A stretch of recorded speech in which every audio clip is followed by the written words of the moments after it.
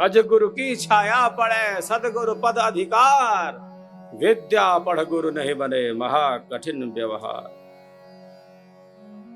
गुरु परंपरा इतनी अद्भुत है, नमस्य है, जो हमारे कल्याण के निमित्त है, हमारे कल्याण के लिए ही है यह परंपरा। शिष्य जीवन की सार्थकता ही, शिष्य जीवन की सार्थकता ही सद्गुरु के ज्ञान और विज्ञान से है। शिष्य का जीवन सार्थक होता है। महापुरुषों की वाणियों से, वेदों के स्वर से, उपनिषदों के स्वर से, स्वरवेद की वाणी से, साहेब की साहबी से, गुरु प्रताप से एक शिष्य का जीवन सार्थक होता है। बाहर का सूर्य बाहर का अंधेरा दूर कर देता है। सूर्य के प्रकाश में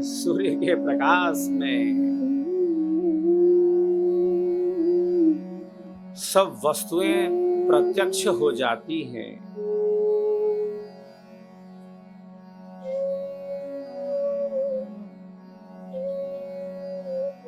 सूर्य के प्रकाश में सब वस्तुएं प्रत्यक्ष हो जाती हैं। जो पिंड में है वही ब्रह्मांड में है। यह सूर्य आदित्य रूप से हमारे आंख के गोलकों में प्रविष्ट है।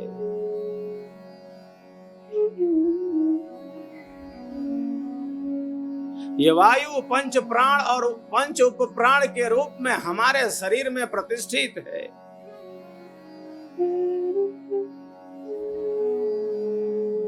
अग्नि हमारे भीतर स्थित है।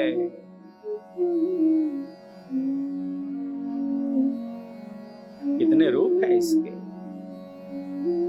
हमारे शरीर में 13 प्रकार की अग्नि है।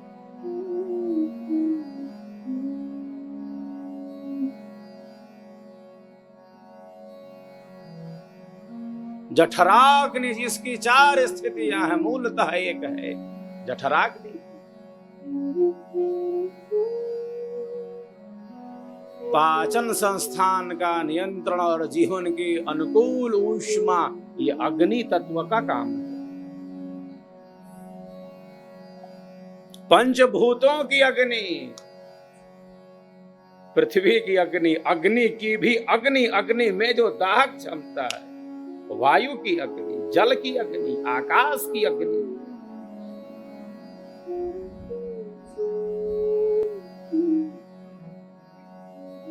सप्त पदार्थों की अग्नि, रस रक्त मांस मज्जा अस्थि इत्यादि की अग्नि। हमारे शरीर में 13 प्रकार की अग्नि है। आयुर्वेद के आचार्य कहते हैं, जो बाहर है वही भीतर है। शरीर की अग्नि शांत हो जाती है जब चिता की अग्नि जलती है। अग्नि रूप है वह, अग्नि रूप। अग्नि केवल शरीर को जलाती है। अग्नि केवल शरीर को जला सकती है, आत्मा को नहीं। वायु सुखा सकता है आत्मा को, जल गीला कर सकता है। पृथ्वी कुछ कर सकती है आत्मा का। पृथ्वी मतलब जो भारी है, जो ठोस है, आत्मा का कुछ बिगाड़ नहीं कर सकती है। पृथ्वी छू नहीं सकती। अग्नि नष्ट नहीं कर सकता। शरीर को जल रहा है।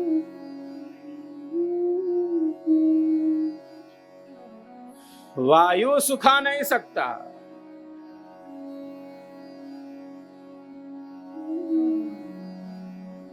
आकाश तो अवकाश प्रदान है, ऐसे ही कुछ नहीं कर सकता। आकाश तो शरीर के भीतर है, आकाश तो बाहर है।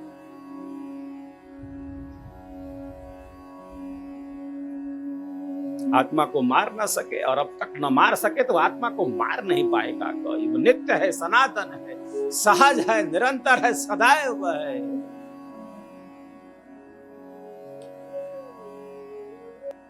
यज्ञ रूप प्रभु है, अग्नि रूप परमात्मा है, प्रकाश स्वरूप परमात्मा है। सूर्य के प्रकाश में वस्तुएं प्रत्यक्ष हो गई, सूर्य नहीं है तो चंद्र के प्रकाश में वस्तुएं प्रत्यक्ष हो गई। जिज्ञासु पूछता है गुरु से, जिज्ञासा का अभाव ना हो, जिज्ञासा का अभाव ना हो। जिज्ञासा बड़ी वस्तु है। हमारे देश की उपनिषदें इसी जिज्ञासा का परिणाम है। मानव मन की जिज्ञासा का परिणाम है। हमारे देश की उपनिषदें विश्व जिसकी गाथा गाता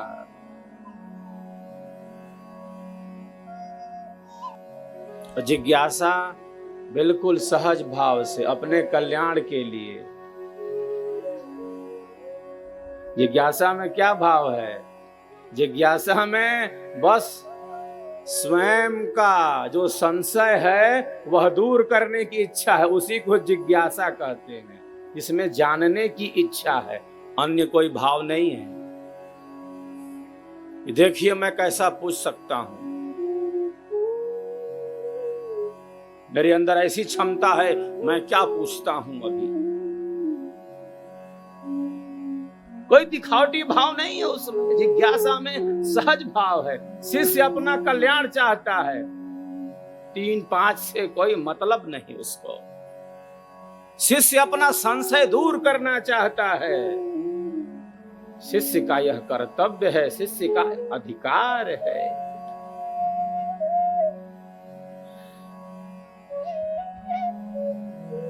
जिज्ञासा बड़ी वस्तु है। जिज्ञासा अनंत का मार्ग खोल लेती है।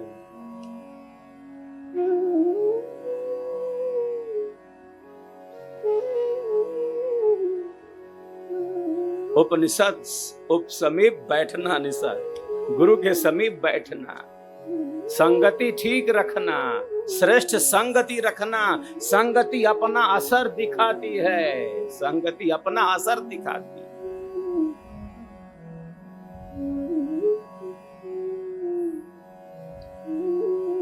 श्रेष्ठ संस्कार उदित होते हैं, अशुभ संस्कार नष्ट होते हैं। अग्नि के संपर्क में आने से शीत चला जाता है।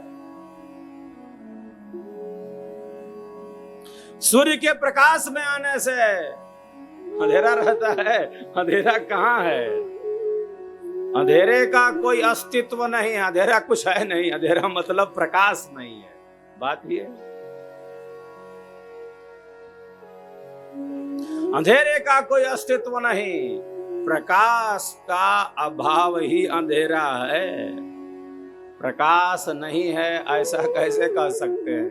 प्रकाश नहीं है, ज्ञान नहीं है, आनंद नहीं है हमारे भीतर, शांति नहीं है हमारे भीतर। है, हमने कुछ ओढ़ लिया है, किसी ने ढक लिया है।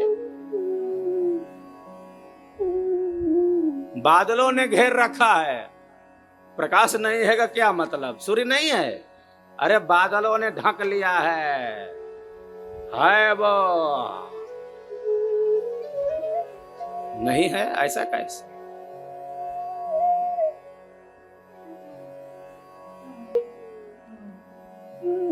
जिज्ञासु को उपदेश देने का विधान है।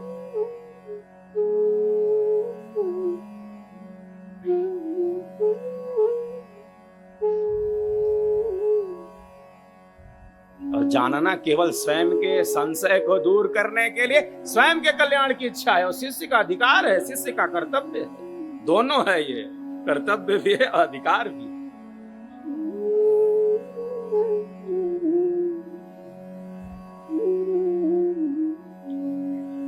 महर्षि किसके प्रकाश में हम देखते हैं? अरे हम तो सूर्य के प्रकाश में देखते हैं। सूर्य ना हो तब हम किसके प्रकाश से देखेंगे महर्षि?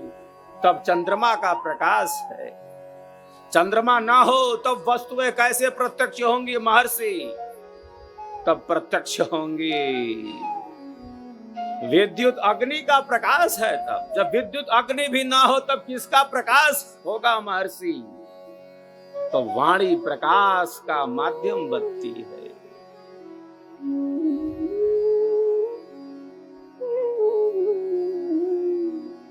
सूर्य के प्रकाश में सब वस्तुएं प्रत्यक्ष हैं। रात्रिचर्या चंद्रमा के प्रकाश में, जब सूर्य ना हो चंद्र ना हो तो विद्युत अग्नि का प्रकाश है। जब विद्युत अग्नि भी ना हो, न सूर्य है न चंद्र है न विद्युत अग्नि है, घना वन है, घोर अंधेरा है, पथिक मार्ग भूल गया है, मार्ग भूल गया। घोर अंधेरे में अमावस की रात है, अमावस की रात है, बादलों से भरी घोर अंधेरी रात है, पथिक मार्ग भूल गया है।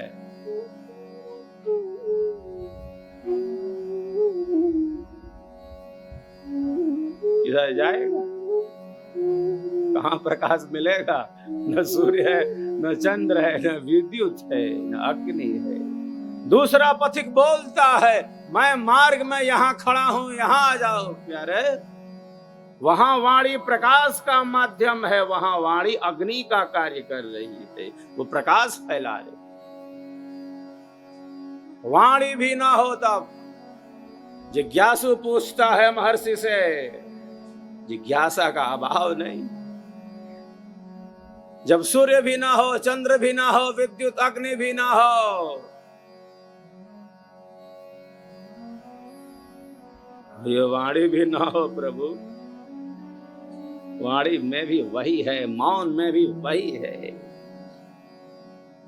सर्वभूतेषु चात्मानं ततो न विजिगुप्सते। जब वाणी भी ना हो तब महर्षि कैसे वस्तुएं प्रत्यक्ष हो?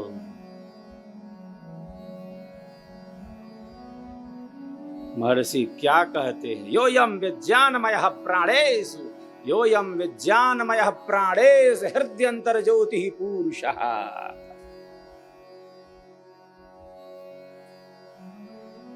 योयम विज्ञानमयः प्राणेषु हृदयंतर ज्योति पुरुषः।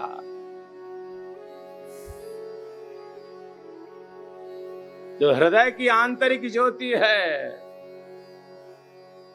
जो विज्ञानमय है, एकमात्र आत्मा की ज्योति के कारण वस्तुएं प्रत्यक्ष हो जाएंगी, वस्तुएं प्रत्यक्ष हो जाएंगी। जहां न सूर्य है न चंद्र है न विद्युत अग्नि है न वाणी है, वहां आत्मा की ज्योति है, आत्मा का प्रकाश है। क्योंकि आत्मा के अंदर अंतरात्मा रूप से परमात्मा स्थित है। जिज्ञासा बड़ी वस्तु है।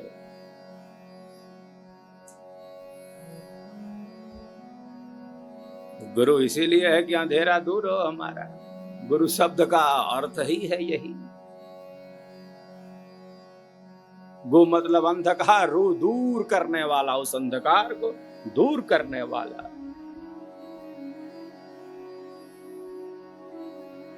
अंधेरे में किधर जाएंगे? जहां अंधेरा है केवल अंधेरा नहीं है, वहां भय है, वहां भ्रांति है, वहां संशय है, वहां ज्ञान है। अंधकार है कि अहंकार है? ये अंधकार मतलब क्या? अंधकार मतलब जैसे अहंकार है ना।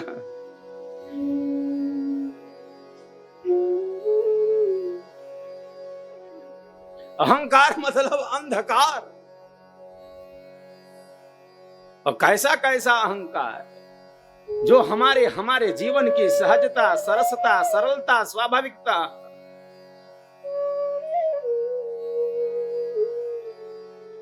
को ही नष्ट कर दे। कितने प्रकार का अहंकार, अभिमान से जीव ग्रसित हो जाता है।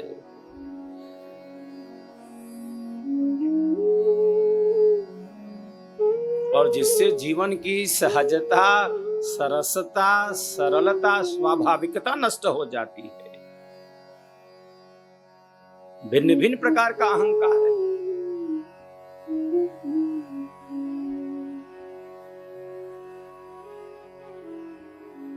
अहंकार जीवन के पतन का कारण है। निराभिमानी सरल स्नेह युक्त जीवन ही अध्यात्म के ऊंचे पथ पर ले जाता है।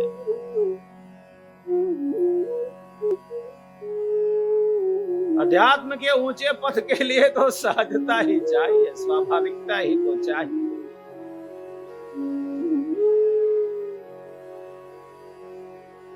एक व्यापक दृष्टि ही तो चाहिए। चील अपना शिकार करती है आकाश में एक ऊंचाई पर पहुंचकर। वो चाहे तो पेड़ पर बैठकर भी पेड़ से भी अपने शिकार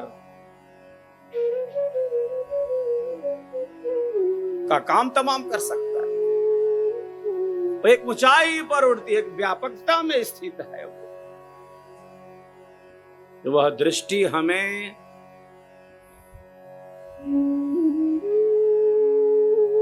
आंतरिक रूप से मजबूत बनाती है, क्योंकि हमारे भीतर है अनंत की शक्ति, हमारे भीतर है अनंत का आनंद, हमारे भीतर छिपा है। नहीं है ऐसा नहीं कह सकते। हमारे भीतर प्रेम है, प्रकाश नहीं है, अंतर ज्योति नहीं है, ऐसा कैसे कह सकते हैं? ढक लिया है, हमने ओढ़ लिया है, आवरण है।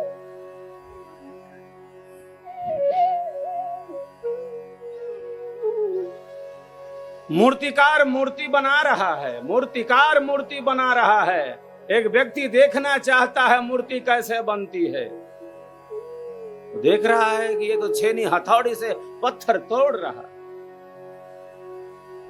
भैया आप मूर्ति कब बनाओगे? मैं मूर्ति बनते हुए देखना चाहता हूं। आप तो बस पत्थर तोड़े जा रहे हो, आप तो बस पत्थर तोड़ रहे हो।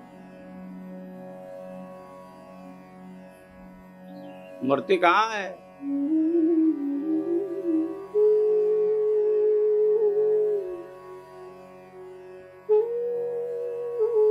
मूर्तिकार कहते हैं मूर्ति इसी में निहित है, मैं और कुछ नहीं कर रहा। मूर्ति में जो बाधक तत्व है, जो बेकार के पत्थर हैं, उनको ही हटा रहा, और क्या कर रहा? जो बेकार के पत्थर हैं, जो मूर्ति के दिखने में बाधा उपस्थित कर रहे हैं, उन्हीं बेकार के पत्थरों को छेनी और हथौड़ी से हटा रहा हूं। मूर्ति इसमें निहित है नहीं, ऐसा कैसे कह सकते? हमारे भीतर प्रेम है नहीं क्या? अंतरात्मा में प्रेम रस की धारा बह रही है। हमारे भीतर अनंत ज्ञान की रश्मियां हैं। कुछ ऐसा है जो ओढ़ लिया है, दिख नहीं रहा, आवरण है। प्रकाश को घेर रखा है बादलों ने, है नहीं, ऐसा कैसे कह सकते? नहीं कह सकते। ईश्वर ने हमें आवश्यकता से अधिक दिया है। क्या क्या मिला है, हम कहां इसका अनुभव कर पाते? जो दिखता है वही सत्य है, वही सब कुछ है, जो बदल रहा है और हर क्षण हर पल बदलता जा रहा है। तो जीवन की सहजता, सरसता, सरलता, स्वाभाविकता नष्ट न हो। गुरु इसी में हमें प्रतिष्ठित करते हैं। जीवन की वह राह, जीवन की वह विधि, दुनिया में रहना किस तरह, कैसे जीना, जल कमलवत निर्लेप और असंग होकर रहते हुए जैसे भिन्न है इसमें। शरीर में रहते, संसार में रहते, कर्म करते, इससे भिन्न।